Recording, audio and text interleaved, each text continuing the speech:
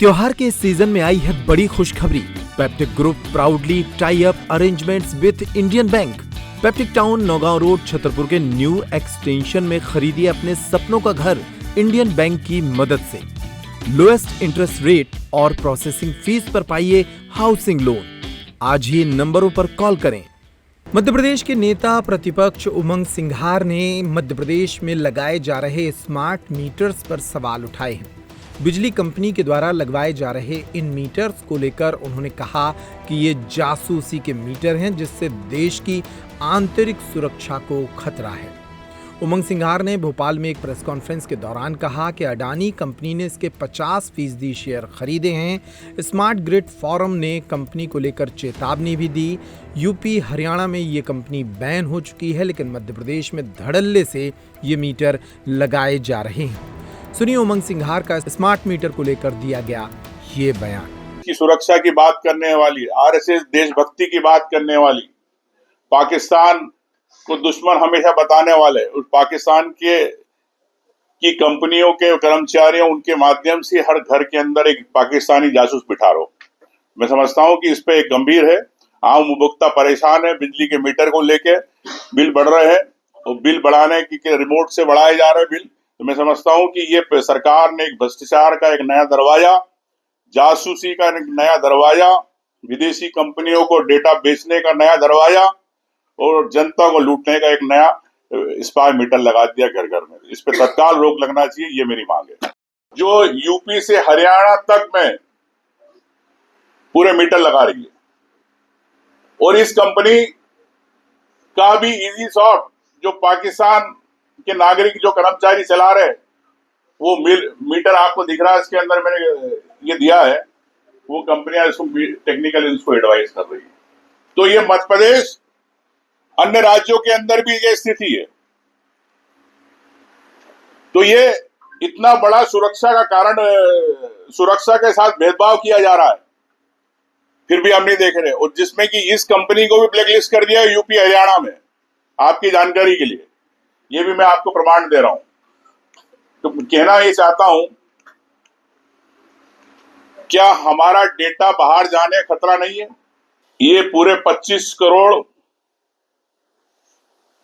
हर metre के अंदर का पूरा नेटवर्क है। तो क्या 25 करोड़ के देश के लोगों का डेटा विदेश में जा रहा है? वो सरकार चुप बैठी है। और जो एनजीओ थी, जो हमारी, जिनको सलाह ऊर्जा मंत्रालय, उनकी बात को भी चेतावनी को नजरअंदाज किया गया। तो ये एक बड़ी गंभीर चूक है सुरक्षा के अंदर। मैं समझता हूं कि पाकिस्तान को एक जासूसी का नया रास्ता दे दिया गया घर घर में। और मैं चाहता हूं कि तत्काल इस पर सरकार को निर्णय लेना चाहिए। जब आपकी ब्लैक लिस्टेड हो चुकी कंपनी, डेटा आपका कंपनी को शुरुआत में निरस्त कर दिया गया, तो क्यों वापस से दिया जा रहा है? क्या अडानी के प्रेम के कारण दिया जा रहा है? देखिए, स्वाभाविक है कि अगर जो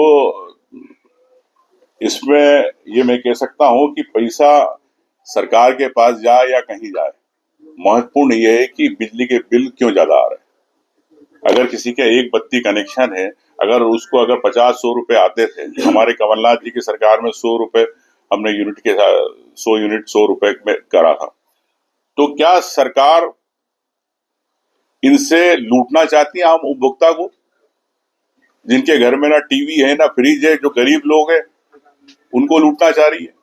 तो सरकार खुलेआम एक कंपनी, विदेशी कंपनी के माध्यम से, अडानी की कंपनी के माध्यम से इस प्रदेश को लूटने का एक नया खुल दिया। अब कौन कितना कमीशन लेगा, कौन कितना लेगा, ये पर्दे के पीछे की बात है। आने वाले समय में पता चलेगा कि किस प्रकार से इसके अंदर करोड़ों का घोटाला हुआ। कि गलत रीडिंग होगी कहीं से, अगर रिमोट से, तो क्या आम उपभोक्ता पे बिजली के बिल ज्यादा नहीं आएंगे? तो ये हो रहा है, शुरुआत हो गई है। नकली मीटर के कमांड नहीं होंगे? क्या स्पूफिंग नहीं होगी? क्या इसके अंदर, आप सब जानते हैं, मीडिया वाले के मिडिल मैन अटैक होता है कि किसी भी मोबाइल को अगर एक डिवाइस आती है मिडिल मैन अटैक्स के बीच में, उसको आप सेंटर कर दो तो उससे आपके पूरे मोबाइल की आप सुन सकते हो। तो क्या जब ये जानकारी अगर हम विदेशी कंपनियों को देंगे तो क्या हमारी निजी जानकारियां बाहर नहीं जाएगी? सॉफ्टवेयर में हम एंटीवायरस डालते हैं, तो क्या वायरस अटैक के माध्यम से आज आपकी चीजें नहीं जाएगी घर की, जब आपका खाता नंबर उससे अटैच है? तो मैं समझता हूं कि ये देश के अंदर एक साइबर अटैक का नया दरवाजा खुला गया है, एक स्पाई मीटर के द्वारा। दिख रहे हैं कि कई लाख स्मार्ट मीटर लग रहे हैं और लोगों के बिजली के बिल जो 100 रुपए आते थे, 500 रुपए आते थे, वो आज 2-2, 3-3 हजार रुपए की बिल आने लग गए। उदाहरण के लिए जब मैं अनूपपुर क्षेत्र में दौरे पे गया तो एक गांव की महिला मेरे पास मिलने आई, अकेली रहती विधवा महिला, जिसके घर में एक पंखा और उसका बिल बारिश के समय में 5,000 से लेकर 8,000 का बिल आया और जिसपे गर्मी में बिल आया 500 रुपए और मीटर लगने के बाद 5 से 8,000 का बिल आया। आपको वो भी मैं शेयर कर दूंगा। लेकिन महत्वपूर्ण यह है कि ये स्मार्ट मीटर है कि स्पाई मीटर है, जासूसी का मीटर है। ये जासूसी का मीटर कैसे देश के अंदर देश की संप्रभुता, देश की आंतरिक सुरक्षा को लेकर खतरा हो रहा है। वो केंद्र सरकार लाखों करोड़ों रुपए इस पर खर्च कर रही है। मैं समझता हूं शॉट और अल्पनार में कैसे हुआ, ये भी मैं आपको बता रहा हूं स्लाइड के अंदर। भारत में दस्तावेजी प्रक्रिया में लापरवाही कर रहा था अल्पनार, तो इन्होंने पाकिस्तान सरकार के साथ MOU एक साइन किया और उसके अंदर पाकिस्तान मेन पावर उपलब्ध कराएगा, ये एग्रीमेंट था। इस फोटो के अंदर आप देख रहे हैं, मैं इसके नाम अभी आपको अगली स्लाइड में बताऊंगा। मतलब पाकिस्तान जो मेन पावर उपलब्ध कराएगा देश के अंदर, मध्य प्रदेश के अंदर, वो कौन लोग हैं? पाकिस्तान के लोग हैं। ये अल्पनार कंपनी के जो MOU साइन हुआ कि Nasir Khan overseas employment corporation Pakistan के, अहमद फारूक राजदूत पाकिस्तान एम्बेसी के जो उस समय MOU में थे, वो जावेद सोहरब मलिक विशेष सहायक पाकिस्तान प्रधानमंत्री शाहबाज शरीफ के, ये सब आपको मैंने इसमें गोल मार्क किया, ये दिख रहे हैं। मोदी जी बात करते हैं कि हम पाकिस्तान से कोई बिजनेस नहीं करेंगे। अमित शाह पाकिस्तान को लेके हमेशा कहते हैं कि हमको आंख दिखाता है, वो पीछे के रास्ते से हर घर के अंदर पाकिस्तान के लोगों को, उनकी कंपनियों को अंदर पहुंचाया जा रहा। अब इस कंपनी को फिर कैसे ज्यादा विवाद हुआ, इसमें एक और कंपनी आई, साथ शेयर करेंगे।